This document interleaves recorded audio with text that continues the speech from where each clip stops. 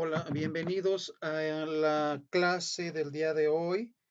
Hoy vamos a tratar el tema de la política fiscal.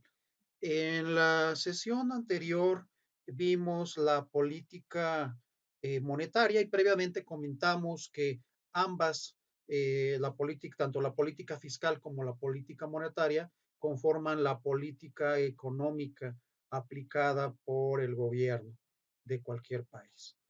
Pues muy bien, pues vamos a dar una pequeña introducción y vamos a mencionar que la política fiscal está a cargo de la Secretaría de Hacienda y Crédito Público. Y bueno, pues sabemos que el secretario de Hacienda, pues forma parte del gabinete del presidente de la República.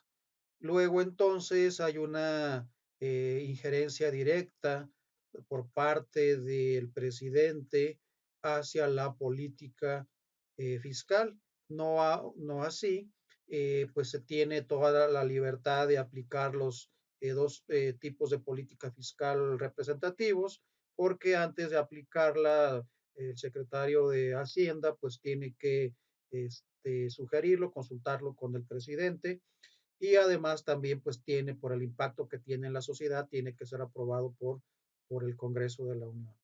Entonces, pues política fiscal, recordemos, a cargo de la Secretaría de Hacienda y Crédito Público y recordemos también que la política monetaria está a cargo del Banco de México o Banjico y bueno, pues se entiende que el Banjico pues es una institución autónoma, ahí sin el gobernador del Banco de México, pues no le reporta directamente al presidente de la República. Luego entonces, bueno, pues al tener un carácter de autonomía, bueno, pues tiene toda la facultad de aplicar la política monetaria que mejor considere de acuerdo a la situación económica del país. Pues muy bien, después de esta pequeña introducción, iniciamos la clase del día de hoy. Como siempre, vamos a iniciar con una definición de política fiscal. Y decimos que política fiscal, bueno, también se le conoce como finanzas públicas, y decimos que es una política económica que usa el gasto público, o sea, el gasto del gobierno y los impuestos, o sea, dos variables, ¿no? Para controlar y asegurar, así como mantener la estabilidad económica y entrar en déficit o superávit según convenga. Considero que, bueno, pues hablar de déficit o superávit está claro a qué nos referimos, pero bueno, pues aún así vamos a comentar y con un ejemplo muy claro. ¿Qué es un déficit? Vamos a verlo desde el punto de vista familiar, desde el punto de vista del ingreso de la familia. Cuando se gasta más de lo que se gana, bueno, pues se cae en un déficit. Y ese faltante, esa diferencia negativa, pues se cubre a veces con tarjetas de crédito, con un préstamo, ya sea un banco o algún familiar. Y un superávit, pues es al revés. Cuando el gasto en una familia eh, es inferior a los ingresos, es decir, las salidas de dinero son inferiores a las entradas. Eso es el punto de vista familiar. Pero pues a nivel Estado es lo mismo.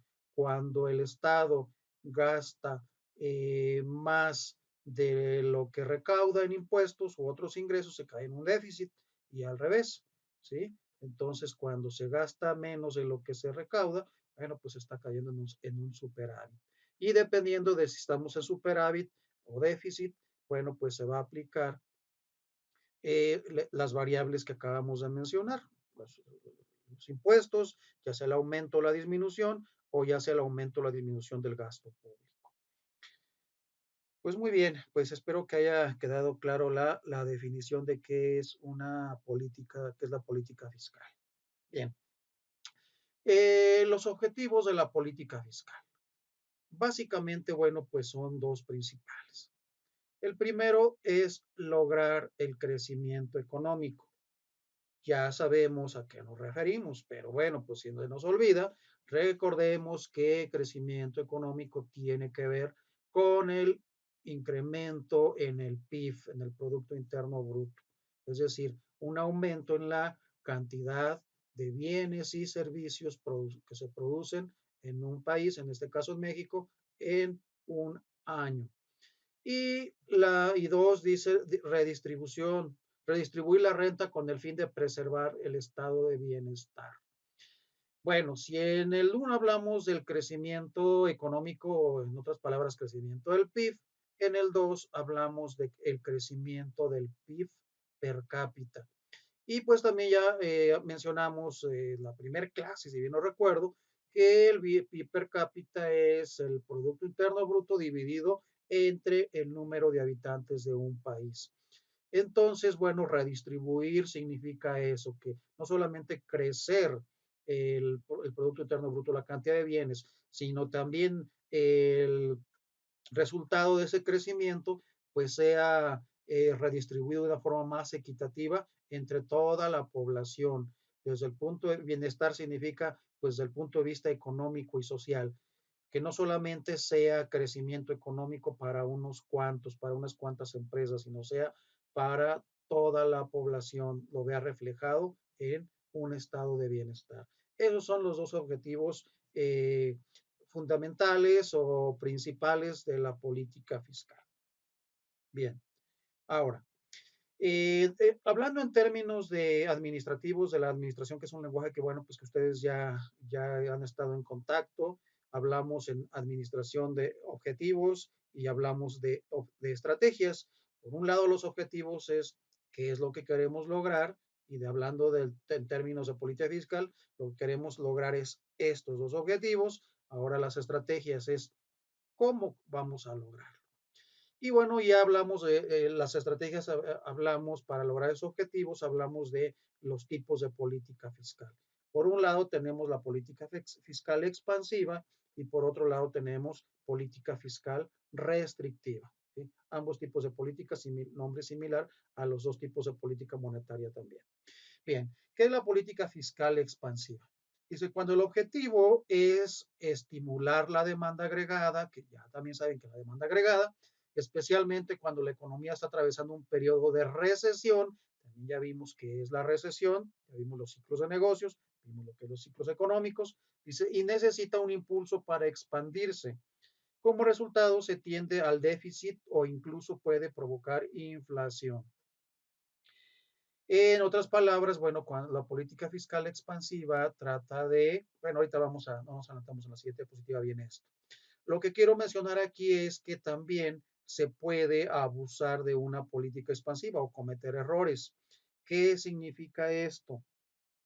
Que cuando un país está en una etapa de recesión, o sea, de crecimiento económico negativo, ¿sí? Oficialmente, de acuerdo al Fondo Monetario Internacional, al Banco Mundial, en base a estos organismos, se dice que, bueno, pues una nación está en un periodo de recesión cuando hay un decrecimiento económico. El crecimiento es negativo durante 2 trimestres consecutivos, es decir, durante un semestre la economía, el Producto Interno Bruto decrece, números negativos. Lo malo aquí es que es delicado porque, pues, es difícil de identificar y ya cuando el gobierno identifica que estamos en una situación de recesión, pues ya han pasado 6 meses, ¿sí? Ahora, es muy lento de aplicar porque lo tiene que autorizar también el Congreso de la Unión, una política expansiva, ¿sí? Ahorita vamos a ver por qué tiene que procesar el Congreso, entonces significa que ya cuando se echa a andar, ya cuando se crea, ya cuando se discute y se promulga la política fiscal a aplicar, probablemente ya la situación económica del país ya está no en una recesión, sino ya está en periodo de expansión. Y lo que se va a lograr es que se va a sobrecalentar la economía y eso ustedes lo pueden escuchar o ya lo han escuchado alguna vez, nada más que a veces no le prestamos atención en los noticieros de economía y finanzas, donde se dice que la economía se está sobrecalentando.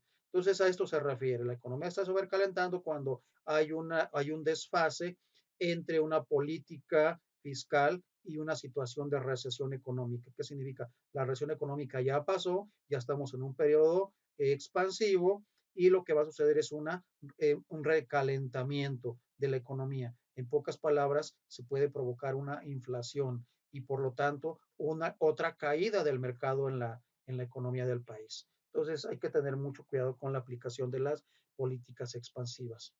Y la política restrictiva dice cuando el objetivo es frenar la demanda agregada, por ejemplo, cuando la economía está en un periodo de excesiva expansión o está sobrecalentando la economía y tiene necesidad de frenarse por la excesiva inflación que se está creando. Entonces, en esta situación hay que aplicar una política restrictiva.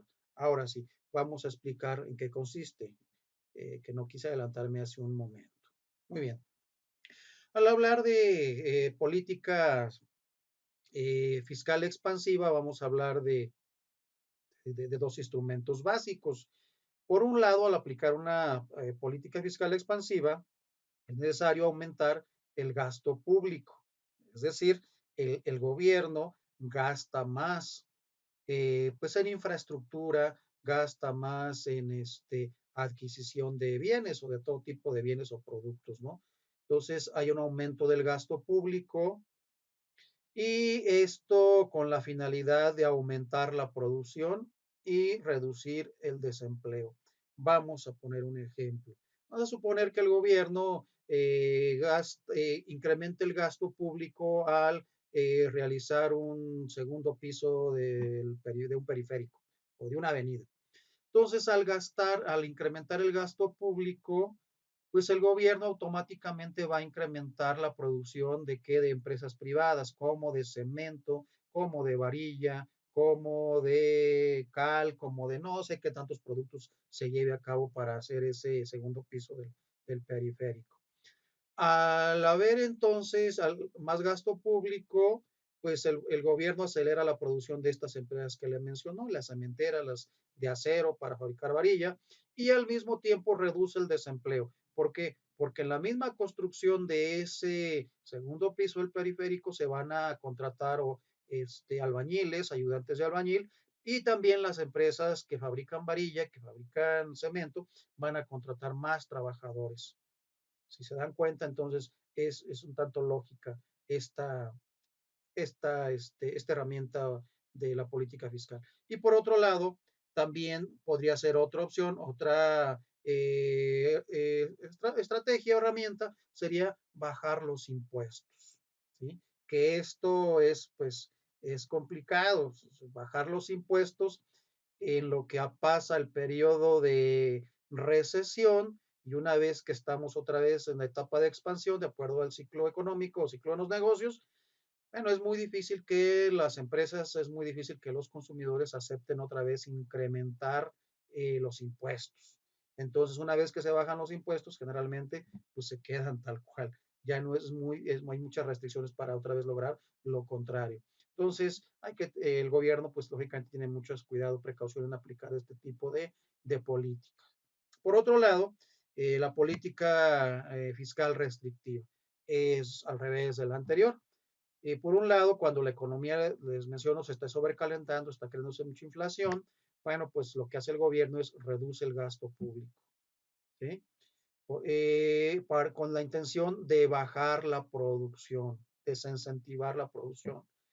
Y también, pues, el gobierno sube los impuestos. Al subir los impuestos, pues, los bienes y servicios incrementan de precio y con eso, bueno, pues el nivel general de precios baja, la inflación baja. Entonces, bueno, pues depende de si estamos en una, como ya he mencionado, en una etapa de expansión o una etapa de recesión, pues se va a aplicar la política adecuada. Muy bien. Pues eso vamos aquí, bueno, aquí incluye una crítica a la política fiscal y dice, bueno, la política fiscal dejó de ser efectiva en los años 70 porque no pudo resolver la situación conocida ahora como estanflación, que consiste en la coexistencia simultánea de una fuerte inflación y a la vez una alta tasa de desempleo, motivada por la crisis petrolera de 1973. Cabe mencionar que antes de este año, antes de 1973, los economistas creían que pues inflación y desempleo eran mutuamente excluyentes. Entonces, que no podían coexistir las dos, o era una o era el otro. Que si tu país lograbas incrementar el desempleo, disminuir el desempleo, ibas a provocar inflación, ¿verdad? O viceversa. Entonces, a partir de esta década, principios de 1973, bueno, se provocó esta inflación, y en esta inflación, pues no solamente hubo desempleo, sino las dos variables coexistieron. ¿Sí? Entonces, a partir de esa época, pues la política fiscal pues ha sido criticada severamente y pues se ha empleado con suma precaución. Porque recordemos lo que he venido diciendo a lo largo del curso, es que las variables de la macroeconomía son muy dinámicas y muy sensibles, que al modificar una de ellas, pues se modifica otra u otras tantas más. Muy bien. Otras críticas a la política fiscal. Son cuatro básicamente. El efecto expulsión provoca déficit comercial, provoca retrasos y propensión al consumo no constante. Bueno, pues vamos a verlas. Efecto expulsión. Dice, en caso de recesión, o sea, recordemos que una recesión es cuando disminuye la producción de bienes y servicios, ¿sí? Dice, en caso de recesión se aplica una política expansiva. Se aumenta el gasto público o se bajan los impuestos. Para poder financiarse, el Estado necesita dinero y lo encuentra en el mercado privado, vendiendo títulos de deuda pública. Esos títulos de deuda pública nos referimos a los bonos emitidos por el gobierno y a las obligaciones del Estado también emitidas por el gobierno. Estos términos los van a ver ustedes seguramente en alguna materia que se llame derecho mercantil o en finanzas. Pero bueno, pues también ustedes pueden investigarlos e incluidos en su trabajo de investigación, en su proyecto, ¿verdad? Bueno, dice, al vender tantos, el precio de los títulos baja y la gente compra más ya que parecen rentables. En el lenguaje de la economía nos debemos acostumbrar que este lenguaje de oferta y demanda, que al haber mucha demanda, se incrementan los precios, ¿sí? Y que al disminuir la demanda, pues el precio baja.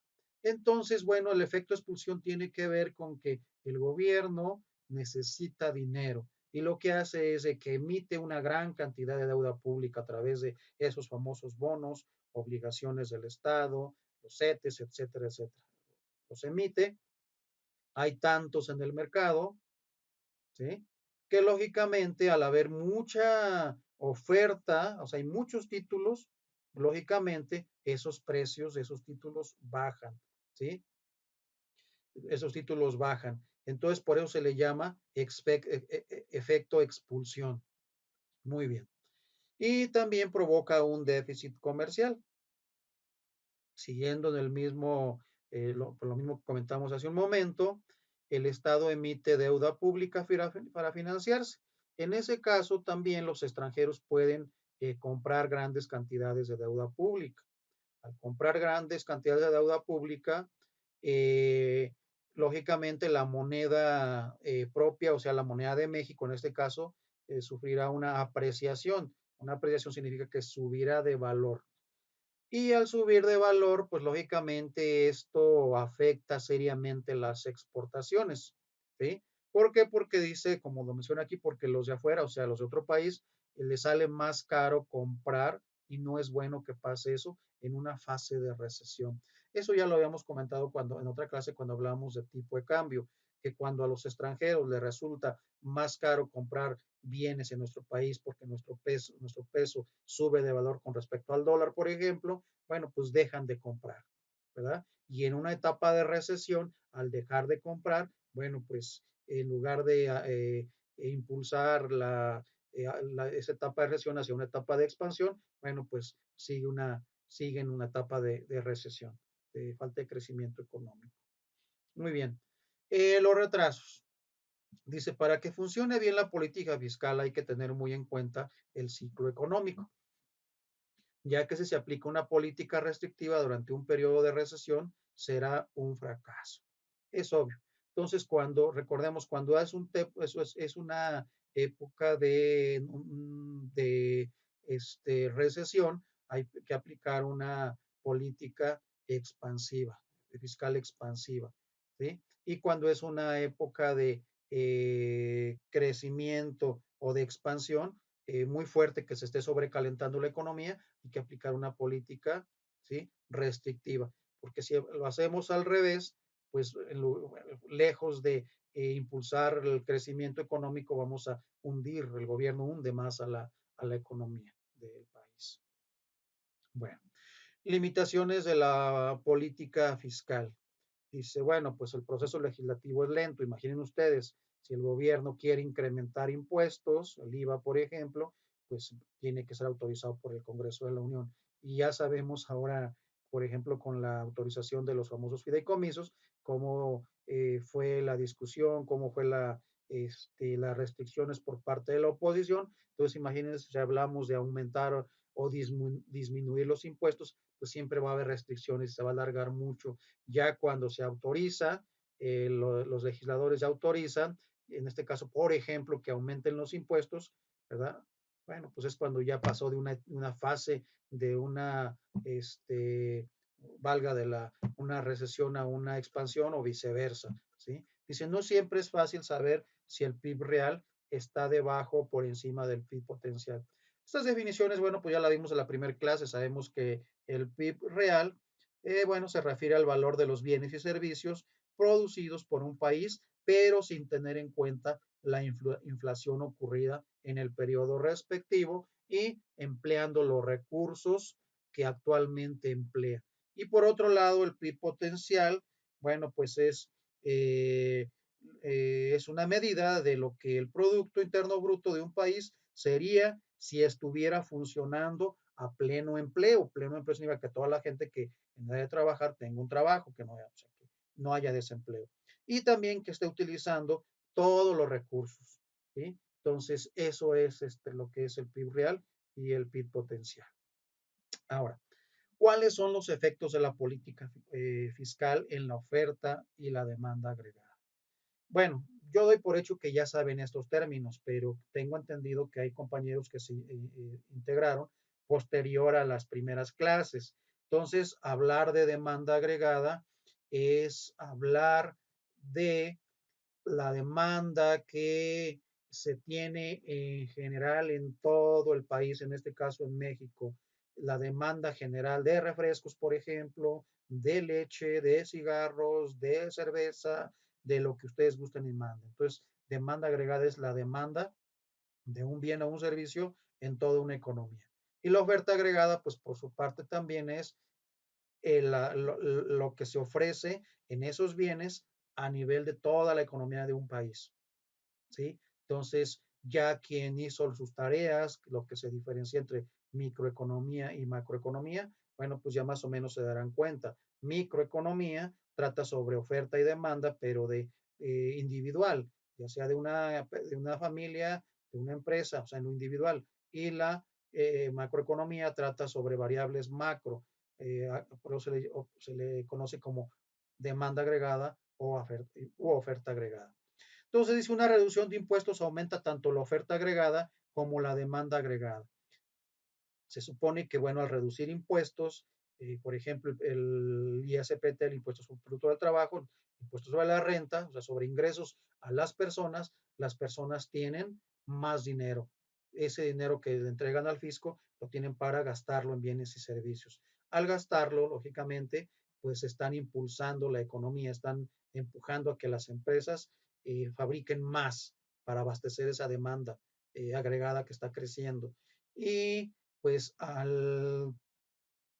las empresas al tener ese incentivo de fabricar más y producir más, pues van a contratar más personas y van a generar más bienes y más servicios. O sea, la oferta también crece, oferta y demanda agregada crecen.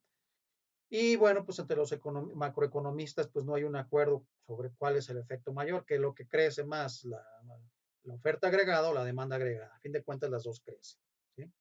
Y si la última es una reducción de impuestos, aumenta el PIB real, pero puede subir o bajar el nivel de precios.